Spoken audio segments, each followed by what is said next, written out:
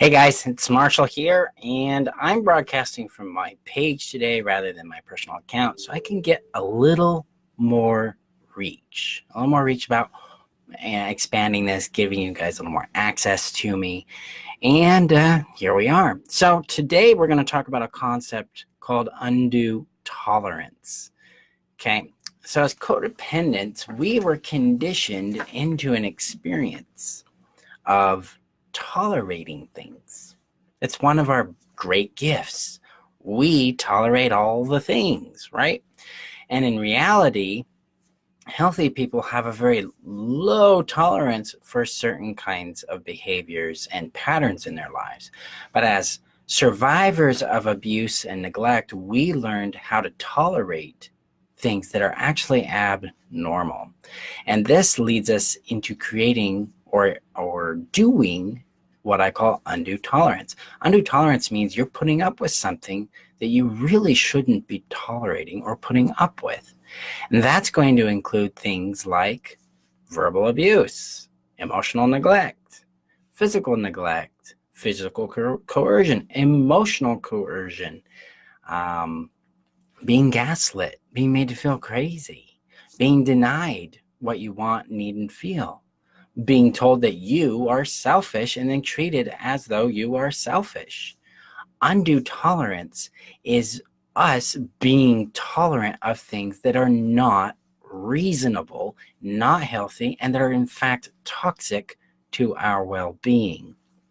So that's what you need to become aware of. What are you tolerating right now that feels painful to you, that feels uncomfortable to you, that makes you question your own value, that your body says, oh, I don't like this, please stop doing this to me? What are you putting up with that does not bring you joy, peace, love, kindness, expansion, fulfillment? And then you got to ask yourself the question, why? What am I expecting to get by tolerating this?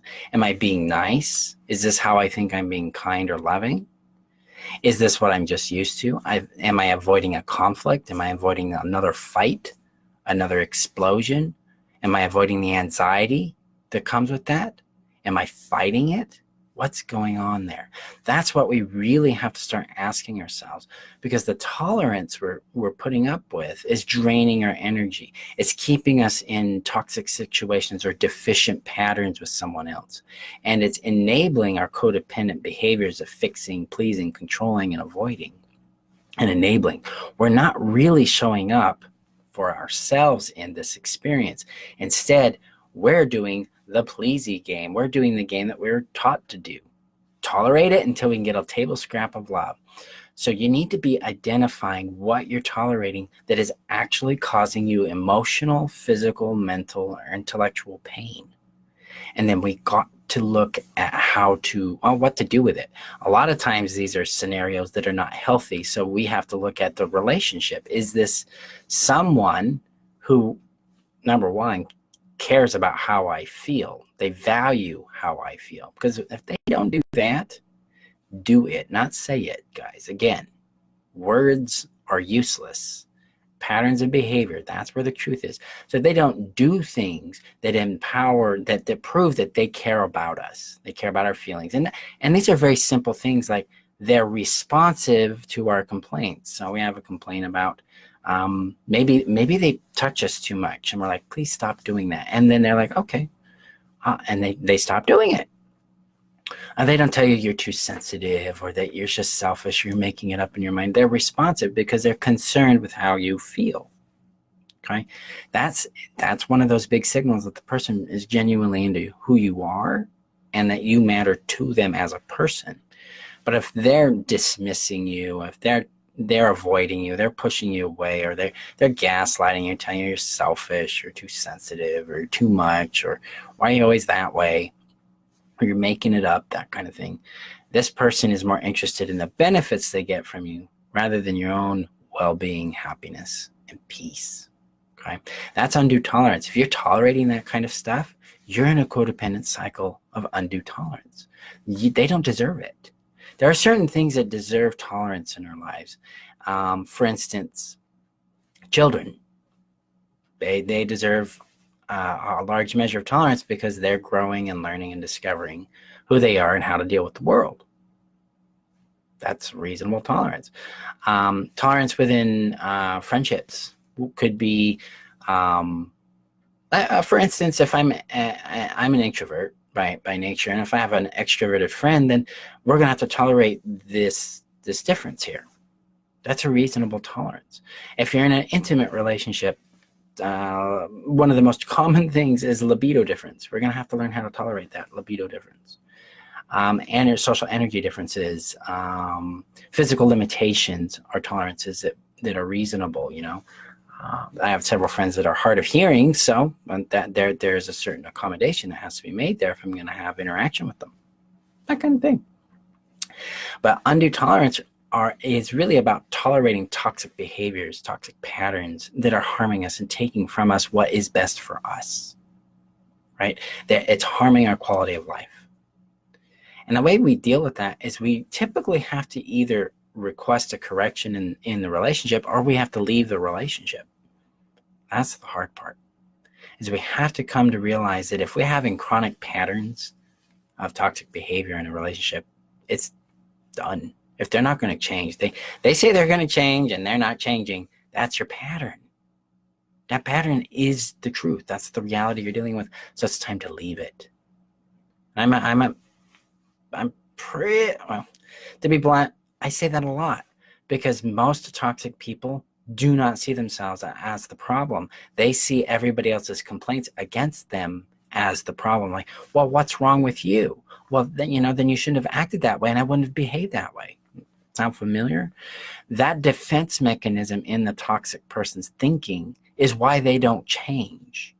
So one of the things we have to do with codependency is end undue tolerance and become aware, become conscious that this is not healthy and this person isn't a great fit for me. So now I need to leave.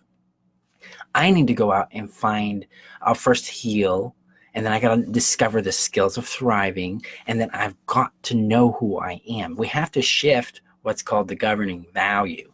The governing value in codependency is typically going to be shame. When we shift that over to love, then we can build an entirely different life in how we relate. Hi, Connie.